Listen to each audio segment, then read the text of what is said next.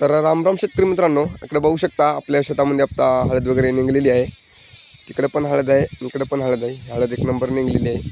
तसंच आता या कुत्रा आपला शेतातला हे बघू शकता कसा पिंजऱ्यामध्ये टाकलाय. आपला बघू शकता निघायसाठी किती धडपड करतोय बाहेर निघायसाठी. पूर्ण कोंडूनच टाकलाय तो.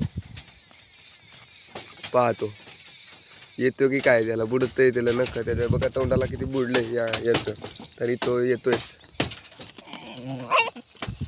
हा पा कुत्रा ठीक आहे. त्याला सोडावं पण तू पळून जातोय हो.